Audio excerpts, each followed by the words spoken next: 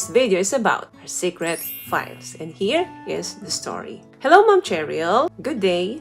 Follower niyo po ako, ma'am. Lagi akong nanonood ng videos mo. May gusto sana akong itanong. Dito ko na lang po sasabihin kasi nahihiya ako sa comment section ng videos mo. Married po ako for 15 years. Sa loob ng mga taon na yon, never ko pa nakita ang ari ng misis ko. At never ko pa rin nakahalikan. Gusto ko talaga, pero ayaw niya. Tuwing mag-a-attempt ako na halikan at tingnan, nagagalit siya sa akin. Kaya wala akong magawa. Sa mga nakalipas na mga taon, okay lang. Baliwala sa akin yon. Pero di ko alam na ngayong 15 years na kami, gusto ko talaga na masatisfy yung ginagawa ng mag-asawa. Gusto ko talaga na ma-experience yon. Di ko naman pwede ipagsabi sa mga kaibigan ko about ganyan kasi nga pagtatawanan nila ako. At wala rin naman silang magandang maipapayo. Nag-try naman akong magsabi sa mga kaibigan ko na kung ang iyong asawa ba nagpapahalik sa kanilang pipay at nagpapatingin. Anong gagawin nyo kung hindi? Karaniwang sagot nila, di daw pwede yun. Hiwalay daw ang gagawin nila. Para sa akin, hindi naman yan ang solusyon. Ilang beses na rin talaga ako na kiusap sa partner ko na pagbigyan ako. Sabi ko nga, mga doktor nga, tinitingnan nila yung sayo, yung asawa pa kaya. Sagot niya lang sa akin kasi di naman daw ako doktor. 45 years old na ako.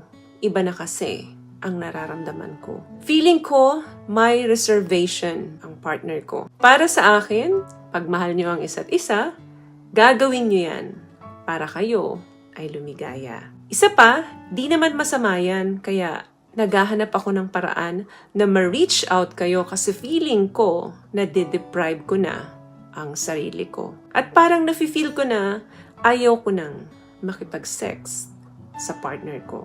Ma'am Cheryl, ano po ba ang maipapayo nyo kahit magbayad ako sa payo nyo? Basta malaman ko lang ang sagot kasi profesyon nyo ang mga ganyang education. Kaya malaki ang tiwala ko sa channel mo. Thank you po. Thank you din sa'yo. Maraming salamat. Pero hindi po ako nagpapabayad. Ang pagbibigay ng konsulta or payo galing sa akin para sa inyo ay libre po at tao sa aking puso. What I love about this product, itong No More Dark Secret ng K-Skin, bukod sa may advanced whitening na siya na kung saan pwede niyang matulungan na pumuti yung mga singit-singit mo, moisturizing, meron siyang anti-irritation, antibacterial, maintain healthy pH level. Hindi lang pang babae, meron din po tayong pang lalaki. Alam mo, yung nararamdaman mo ngayon na parang nananabang ka, nawawala yung feelings mo sa misis mo, at nagtataka ka, nagkakaroon ka ng confusion, bakit for the past 15 years, hindi mo pa rin makuha yung gusto mo kay misis mo na normal naman sanang ginagawa ng mag-asawa yon, ay valid naman talaga. The thing is, nakikita ko na hindi ganon kabukas ang usapan nyo pagdating dito. Hindi sa'yo ang problema. I think 15 years na paghihintay at pagbabakasakali na one day pumayag si misis na ibigay niya sa'yo yung ninanais mo. Pero hanggang ngayon, hindi mo pa rin ito makamtan. So, I think si misis na ang may problema dito. Baka merong mga traumatic experience si misis before bago naging kayo na hanggang ngayon ay dala-dala niya pa rin. And also, possible din na baka hindi confident si Mrs.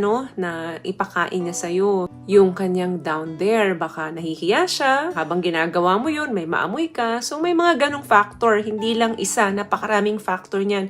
Kaya dapat bukas ang usapan ninyo dahil kayo ay mag-asawa. At ang mga bagay na hindi na pag-uusapan sa isang marriage, sa isang pagsasama, ay posibleng maging problema yan sa mga susunod na panahon. At mag-cause ito ng hindi pagkakaunawaan dahil ang akala ni Mrs. ay okay lang sa'yo at tanggap mo na ganun siya. Hindi pala niya alam na hindi mo pala ito gusto. So better siguro na kumonsulta kayo pareho sa mga eksperto. No? Dapat din sana dito si Mrs. mo ang makausap natin dahil siya ang may problema kung bakit ayaw niyang subukan ito. Kinakailangan talaga na pag-usapan niyo ito ng mabuti kung saan nagmumula kung bakit ayaw ni Mrs. Daw may mga babae talaga na hindi pumapayag na bumaba ka doon sa kanila at hindi nila pinapayagan na hawakan or tikman ang kanilang private part. May mga ganun po talagang babae.